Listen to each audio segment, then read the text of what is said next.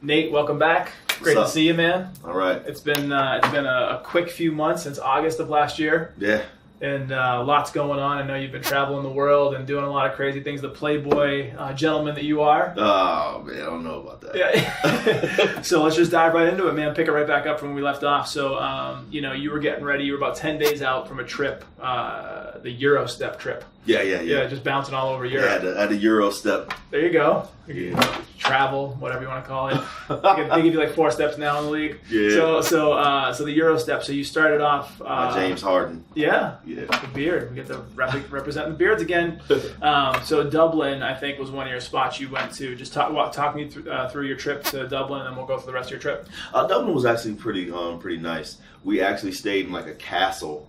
I forgot the name of it, but if you go to Dublin, it's the only castle that you can stay in, like, for visits, So we stayed there. It was pretty nice. It's slightly outside of the city. We had a golf course on it. It was very beautiful. And then we would come in. I went with a friend of mine named Jeremy. I don't know if I should say his name because... Jeremy's good. The first name's good. We'll call him Jay. Yeah. So I went with Jay. And we stayed like slightly outside the city, and then we would have to take the train into the city for a little bit of the Dublin nightlife. Nice. Yeah. How was it? How was the nightlife? How was the kind of the food, the culture? How was it over there? Oh, the nightlife was pretty great. Met some wonderful people. Really enjoyed it. Yeah, met some wonderful people. What was that place you went to? A brewery or something? Yeah, I went to the Guinness Brewery. Yeah. The Guinness Brewery is at right in the middle of the city. It's pretty nice. I never liked Guinness until I went to the brewery. I feel like the beer tastes different there. It probably does. Maybe it's just more pure or something like that. Coca-Cola is different everywhere in the world. I mean, they have like 160 or whatever different flavors. You know what? That's true. That it could be a different flavor from being originating there to being imported. Yeah. I don't know. They take you through a tour through like the whole place, and then you end up at this bar. It's like a 360 windows all the way around. You see the whole city, and you can see everything that's out there. It's pretty beautiful. Nice. Yeah. Nice. So pretty interesting time over there. Some cool people. Yeah, Dublin was definitely great. Definitely cool people. I met a tour guide. How you doing? Met a tour guide, and she showed us around everywhere. I mean, she was very thorough with everything. So you kind of got some local, like, insider information, so to speak. You got to kind of hear what was cool, like things to stay away from, maybe foods to try, different things like that. Absolutely. And she actually worked at like a lot of restaurants, and they're like a bartender or server or different things. So she got us in a lot of places. That's awesome. With no waits. If they were closed, they would open back up for us. She was the best. Doesn't surprise me that you found someone to be your personal tour guide. That's very Nate of you. Oh, really? Awesome. Good for you. And then you rolled on over, in no specific order, but you went over to London at some point while you were over there. Yeah.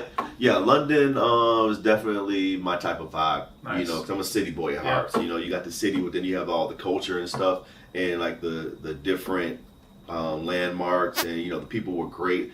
They welcomed me with like open arms there. It's like, oh, you're American? It's like, that's awesome. Yeah, come on, get in this club. I'm like, all right, cool. You're feeling the love, so to speak. Definitely felt the love, because they wasn't giving Jay too much love out there. They ain't giving him too much love, so I try to let my love extend to him. Let the energy flow. Yeah, because we would go to places and there would be like big bartenders. How it's not bartenders but bouncers. Yeah. How you would see on TV. Yep. Like in the club, and they're like, no, you can't get in. Oh yeah, you can get in. You can get in. Cherry picking people, like who looked good, who had a vibe, like that kind of thing. Yeah. I mean, the day I got there, first night I got there probably at like 10:30. Flight lands. I took the train and the cab to the hotel. Probably didn't get out until like 12:30, 1 o'clock. So I still have my clothes on, like some sweatpants, and we go to this we go to this one place, and a bouncer was like, "Are you a member?"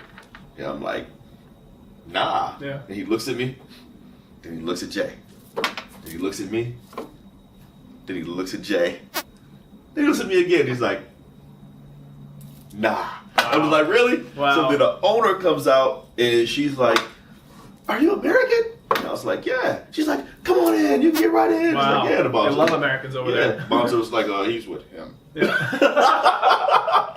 The owner was like, "He's with you for real?" Yeah. He's like, "Yeah." just tell them to hurry up. It's like, all right, and we go in. Had a great, wonderful time, definitely was a good vibe. I really loved it. Saw so much things. We saw... Yeah, you saw some of the big, like, world-renowned, like, Stonehenge. Like, oh, yes. Yeah. Stonehenge. Underwhelming. But... Underwhelming, just a bunch of rocks. It's just a bunch of rocks. Like, you know how you grow up thinking, like, oh, Stonehenge, they tell you about all this mystery, and you go and you see it, and there's, like, thousands of people all around it, and it's like, oh, man, what is this?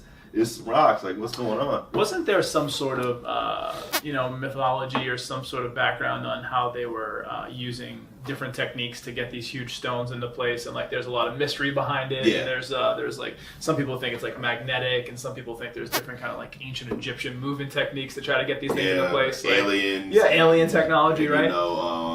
I think they have like a research center over there, so I think it might be more of a calendar type thing. Gotcha. But I don't really know. They don't really know. Based on the calendar, there was different things that it could do at Stonehenge, maybe the lighting and things like that. So there's a lot of farmers and stuff around there. Yeah. It was interesting to find out. I mean, it's a long ride out there. You get on the bus and you're like there on the bus ride for like almost 2 hours. Wow. So it's a ways to get out there. Yeah. And they have somebody talking, like educating you the whole time, or is it just a chill ride and then you get there and then it happens? Yeah, you get there and then you got to take another bus to it, or you can walk to it, which some people do. Yeah.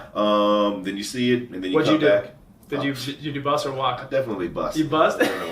But I mean, being over there in Europe, a lot of people walk, so you're doing a lot of walking anyway. Yeah. So anytime you can ride, you might want to do it, especially because us Americans, we a little lazy. Some of us. We all don't run like 80,000 miles like you, bro. Listen, I'm trying to get there, man. So, so you talk about underwhelming in a sense. The visuals and images we have of like London Bridge before we go over there. Oh man, London Bridge. Talk to me about like what's the difference between that and the other. First off, I love London.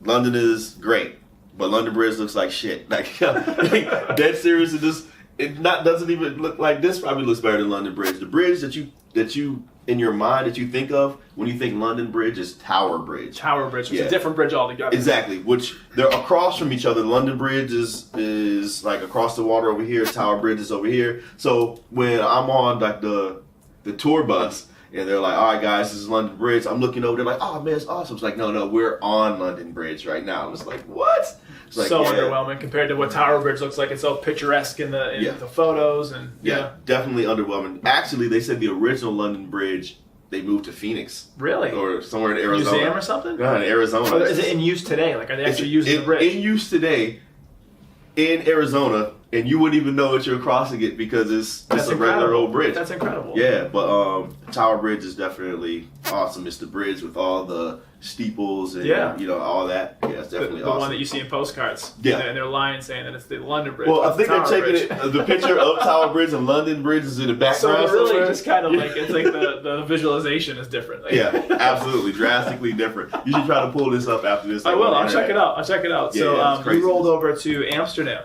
Oh, yeah. And Amsterdam is world renowned. Hold on. Wait, you get something else from London? Buckingham Palace. Oh, tell me about Buckingham Palace. Yeah. I actually ran into a friend of mine on the steps of Buckingham Palace, and I was like, awesome, just being in a different country and running. So someone from Atlanta. Yeah. And we live in Atlanta, and you went to London and you found someone from Atlanta that you sitting on the steps. Small world. Sitting on the steps, yeah. It was Awesome. Totally great. It was just great having that whole vibe with somebody that you know and being able to like a little comfort of home kind of thing, so familiar face. Which is absolutely, awesome. Absolutely. Then we connected on a business tip, so that was like really great. Nice. So it was like a big thing. So you get making moves while you're out there in London trying to make some money. I told you the Euro step, baby. Got to do it. Boom, boom. So you go into you're talking about Amsterdam, red light district, all the crazy like stories about that. Is it everything it's cracked up to be, and or more, less? Like, what'd you think about Amsterdam? I can't say. I don't know what it was cracked up to be before I went there. Okay. I can say that I was actually maybe a little bit in the dark on Amsterdam. I heard a little bit, but not like a lot. It was more than I expected. Okay. In a good way? In a great way. Awesome. The people there are just so like free and open-minded and stuff. Like there's so much stuff happened that, I would be talking forever. But maybe not on camera. Yeah. We're not going to go there. Yeah. So, but definitely, it was an amazing experience. The people were just great. I felt like when I first checked in, I was in like Transylvania almost. Okay. I check in the hotel, then we come downstairs, me and Jay, and we're like, hey, where can we go to have some fun? And then the concierge is like, what do you mean? Yeah. What kind of fun do you want to have? And I'm like, where people go to have a good time. Where you may get injured. Like, exactly what kind of fun do you want? Right. I was like, I want to go where there's music, just dancing. People are like, where does everybody go? Like, where's the hot spot? Yeah. You have to tell me exactly what you want because So we have everything. Right. I was like, bro, where should I go? Almost like a character out of the movie where it kind of seems kind of ominous and creepy, but really, like it was probably good to have that. It really was, but it kind of set the tone, right? Because then he's like, I'm like, all right. He's like, well, go down such and such street. And I'm just like, all right. So we start walking. Was he actually talking and moving his hands like that? Was Absolutely. Like, I'm thinking of like Lurch or like Frankenstein. It was like come with me. He was like Dracula. Yeah. So we walked down the street, and initially we wasn't to the red light district, but they have other parts that are kind of red light-ish. Yeah. And they have the red light around and like girls in the window and stuff, and they're like, hey, how you doing? Sure. So this is the funny advertising. When I get to the red light district, I don't know what made them do this, but all the girls started being like, hey, hot chocolate. Hey, Coca-Cola. Do you want to talk to me? It's like, what? All right, whatever. So, they had all different type of women and men. Okay, yeah. From people you would be like, I would never talk to that person. Pleasures for all. Yeah, people you were like, this person is immaculate. And, and it's way more busier than you expect. Okay. Like, I envision red light districts, a few dudes slinking down. Yeah, kind of like in the shadows because it's supposed to be nothing like that. It's like a bustling metropolis. People, thousands of people going through. People like and it's crazy. Went to this one place called the Banana Bar. Some women invited us to come to the Banana Bar. It's like a group of us. We had made some friends, like girls, guys, and we went to a barbecue. And at the barbecue, some other women were there, and they were like, hey, we work at the Banana Bar. Just come through, we'll hook you up. So we're all like, oh, this is great. So we go to the Banana Bar. We get in, and they're like, oh, it'll be like 20 euros. So we're like, what? 20 euros to get in a bar? All right, whatever. We get the hookup when we go in there, so we give that, and they give us drink tickets. And we're like, okay. So we get in, sit down at the bar. We're looking around. There's nothing but men in there, though, right? And we're like, I thought these girls said they were Banana Bar. Yeah. Okay. So, we're sitting there, and then next thing you know, we turn this way, and the curtain goes up, and the girls are hanging upside down on a pole, and we're looking right into their pussy. Wow. And they're like, hey! And we're like, hey! Left nothing to the imagination. And then the banana just falls out.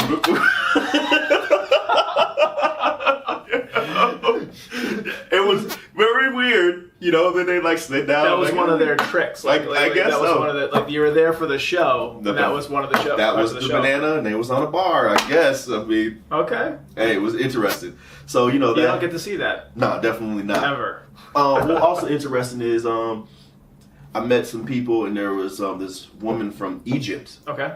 And she was hanging out with all of us.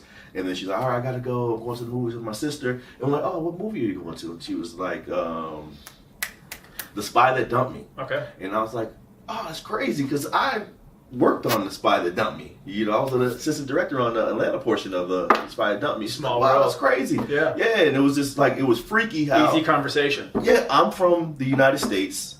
I'm in Amsterdam. And somebody from Egypt is in Amsterdam going to see a movie that I did in the United States. This was just crazy. It's a small world, man. Right. So that's actually, it's interesting to see that like the world it's huge, but it can be a small place. And you've been to all these different huge cities in your Euro step trip. What was it like when you came back to the U.S.? Did you feel like you had like more knowledge? Were you more worldly? Like, do you feel like you were any different coming back from seeing all those places? Yeah, absolutely. You're definitely more cultured when you go somewhere else and you experience other cultures and the way people think and the way they feel. Yep. And it was very interesting being over there and seeing how much they're involved and they pay attention to American politics. It's almost like they watch it like how we watch football. Right. And, they entertainment. Yeah, definitely.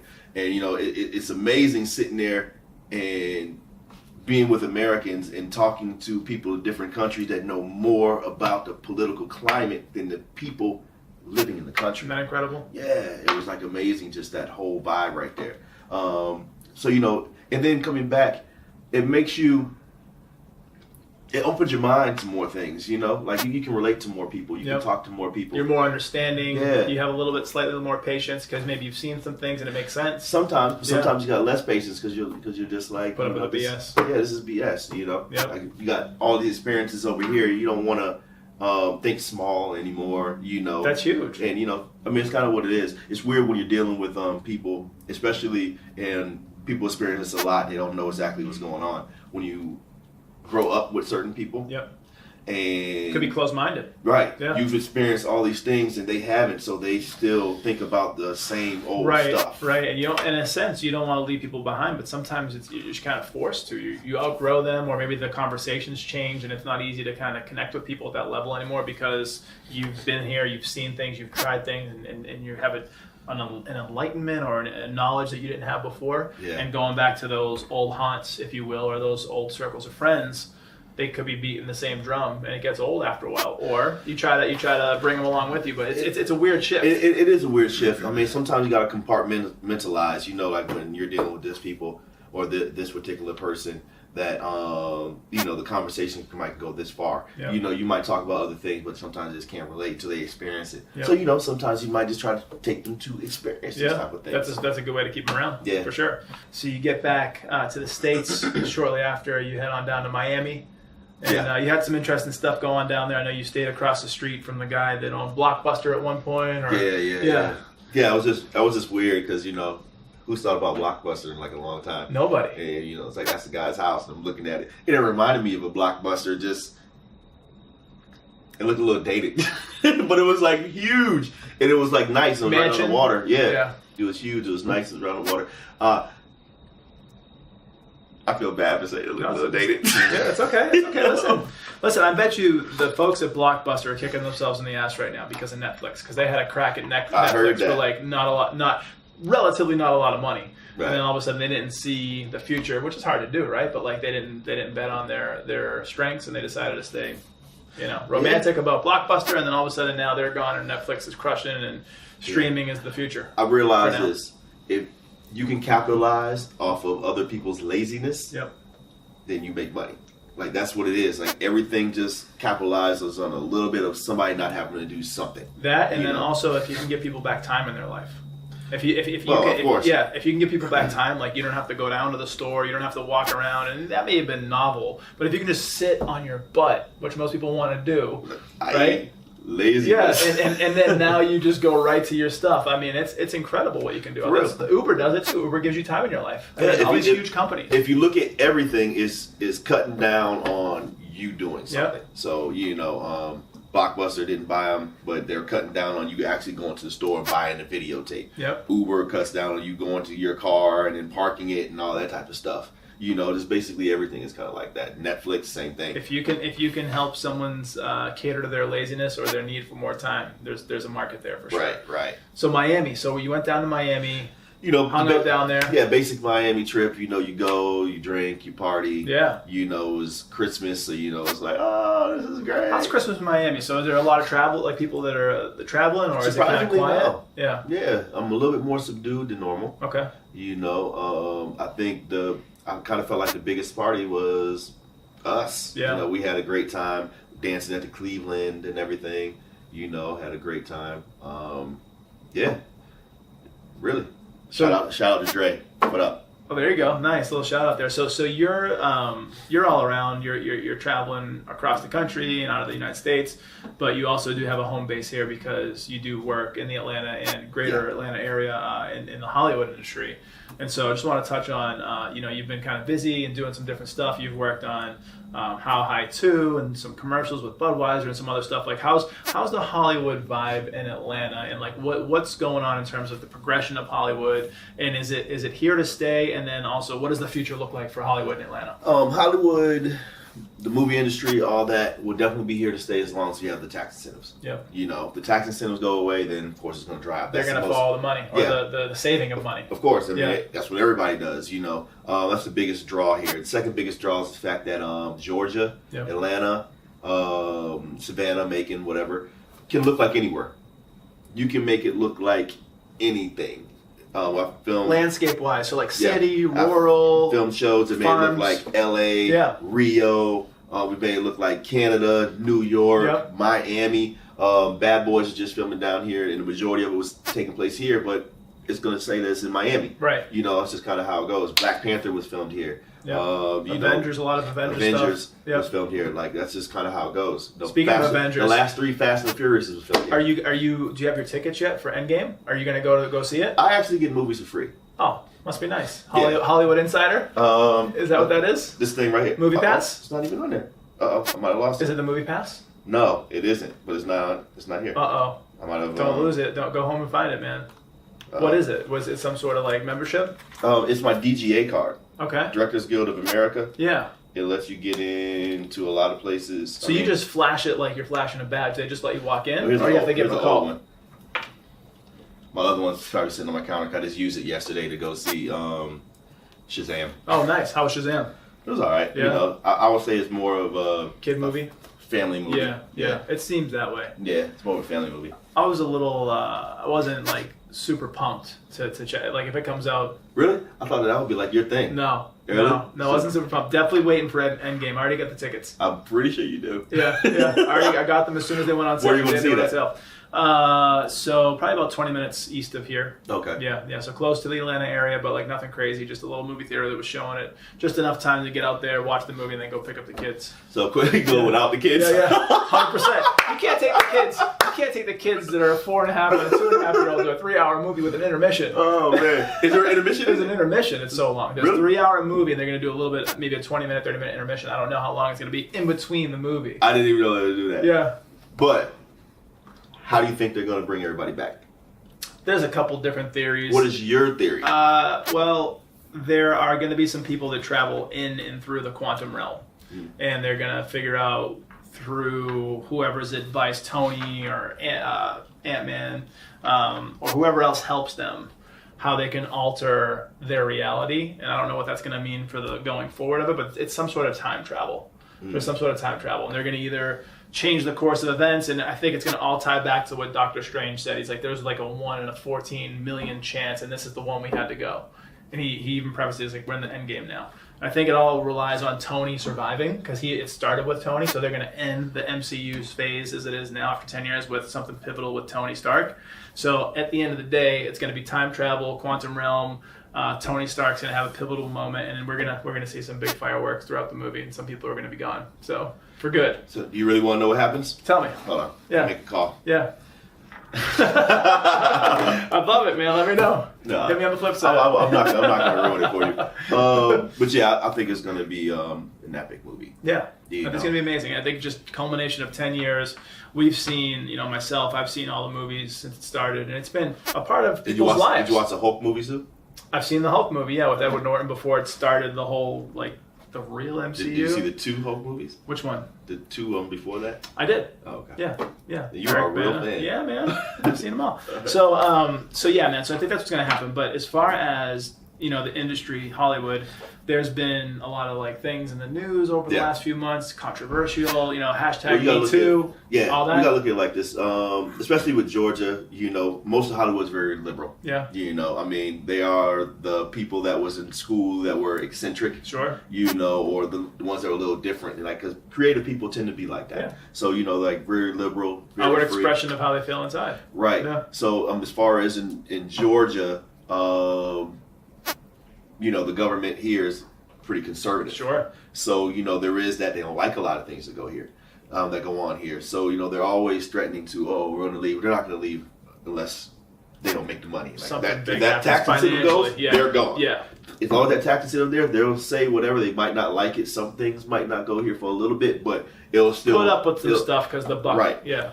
As far as the Me Too stuff is, just being honest, I feel like when you put a lot of people in positions of power, they abuse it. Of course. So, that type of stuff runs rampant. It's died down, though, it sounds like, right? I haven't heard much in the vernacular of society, like going on in the news. It came in hot and heavy. There were some big heads that rolled. Harvey Weinstein, Kevin Spacey, like some of these huge names in Hollywood, and then all of a sudden it's not as common to talk about. Like you don't hear it as much. So it's probably not changed the epidemic, but like what's changed? Why did the narrative slow down? Narrative slows down everything. There's always a big steamroll, and then it kind of pans out. We all moved on to the next thing. I mean, it's still prevalent, it's still there. It happens on both sides. Like I said, it's just a power thing. You have powerful men because there's more men. They're doing it. But you have some in the women aspect too.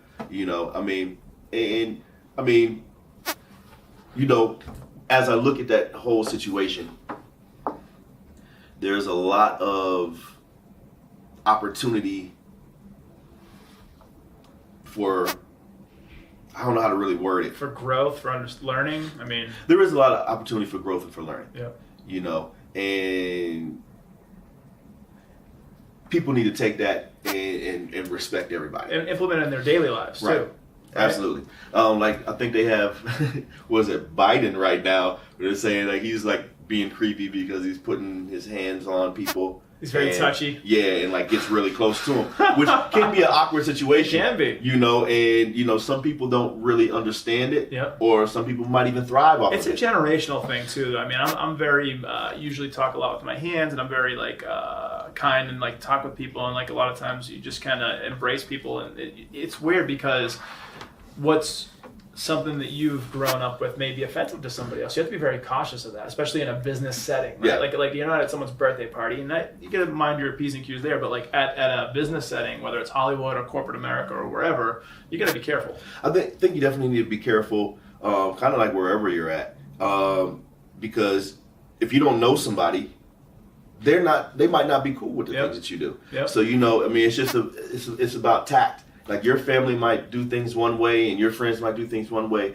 but everybody's like, well, I want to be me and want to be how I am, but everybody's not accepting to certain things. Like, shoot, I might be around my girl or something and fart. Yeah. But then I might be over here with somebody else and they might be offended if I farted. Sure. And it's just kind of how it is. You got to have that respect when you're around different people until you get to know them. Yep. You can't just meet somebody the first time you meet them and then want to be all touchy-feely with them. Right. They might not like it, but they might like it later on when they're okay with you. Know your audience, they so see to speak. the form of affection and stuff. And then they might not like you a little bit later after that, and you do it, and then now you're in trouble. Right. Gotta be careful. Yeah. Gotta be careful. Cover your ass, right? Read the room. So, you've done all these things in the last year. You're working, making moves, traveling. What are you doing? I know you were talking about a book before we started jumping on air about breaking the toy. So tell me about breaking the toy.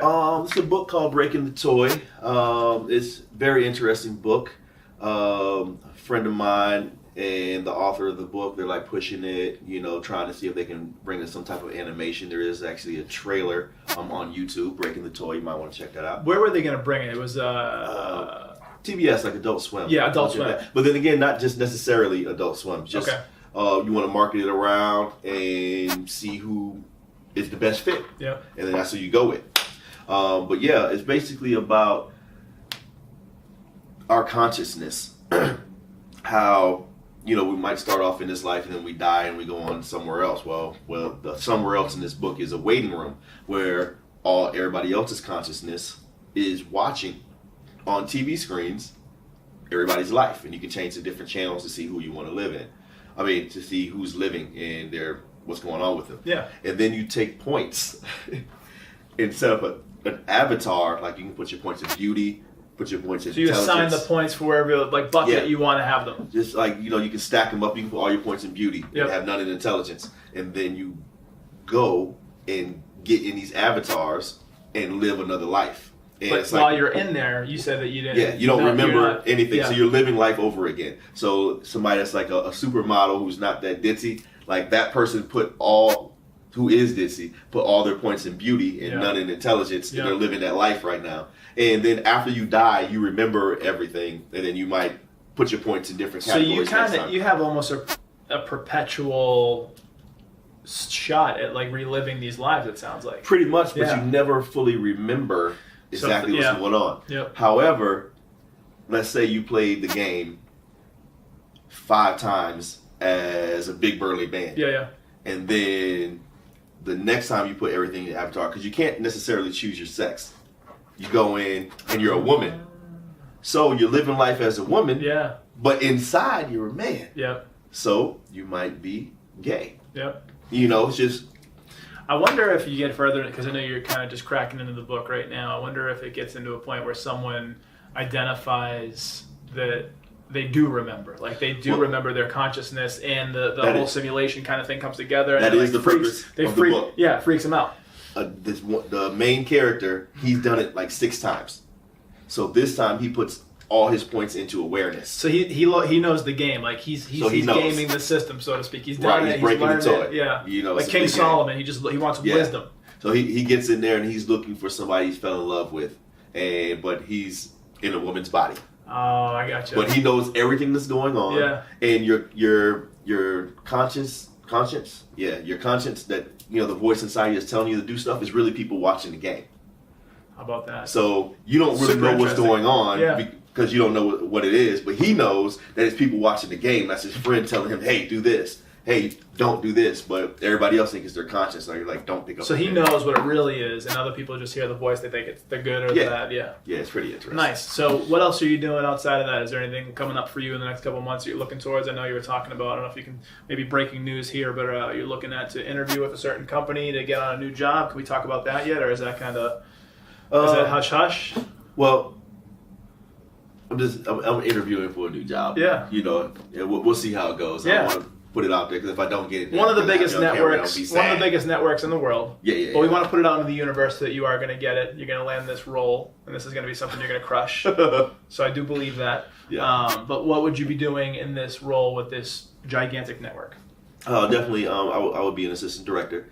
And what does that mean? So just to clear it, like I know what that means, but some people may not know. Basically, all the logistics of making a movie, you know, is entrusted to assistant directors. It's normally like 3 of us: a first, a second, and a second. Okay. You know, sometimes it'll be 2 first, 2 seconds, and 2 seconds. I mean, it's kind of all depends, but basically everything is entrusted to us to make sure it works. You'll be the head of your department, but we formulate everything. It's like if you have a pie. Yep.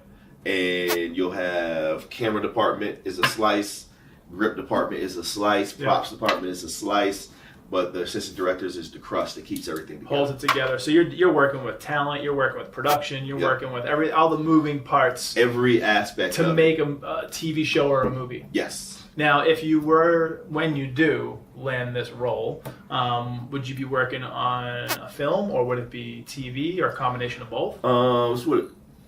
It's with a cable network, so it would be like a series. Okay. Yeah. Awesome. Well, I know you're gonna get it, man. So yeah, I appreciate call me with that. You got the job thing when you're done with the interview. I will, and if everything works right, you know, I'll invite you to my bar. That's awesome, man. Oh yeah. So tell the people about that. So you're working on a business venture. Yeah, working on a business venture with some people right now, opening a bar somewhere in Midtown. Okay. Midtown Atlanta. Yeah. And, you know, if everything works right, I would like to make it a film hangout, you know, have all the people working on movies and in Hollywood come through there, you know, and, you know, just make it like a nice place to come and unwind, have a drink or two, some good food, and, you know, relax. What are some of the locations you're thinking about in Midtown? Is there any, like, are you going to do a high-rise? Is it going to be like a standalone building, kind of small, or what are you thinking? Well, we're looking at different locations now. We're looking at all that. Okay. You know what I mean? Whatever one's the best fit. Yep. We definitely want to try to keep it in Midtown. The furthest we might go, maybe Buckhead, but probably not, just like Midtown, because, you know, like I said, people in film are eclectic. It's not all about the film. Sure. But people in film are eclectic, and they normally stay in like the they stay around some of the same circles area. Too. Yeah. And then, you know, I mean, you have a lot of walking traffic. You know, it's just a lot of the city vibe there. Like I said, I'm a city guy at heart. Yep. So it means a city vibe there. Nice, man. Yeah. Well, you know, we're just gonna wrap it up. So, is there anything you want to throw out there? Any ideas? Anything we didn't cover? Any talking points? Anything for the viewers? Just remember that you're beautiful. There you go. And, you know, believe in yourself tremendously. It's awesome. Hey, always a pleasure, brother. All right. Great seeing you. This is Jesse T, Nate P. Tune in next week for the next episode. See ya. Life by Nate.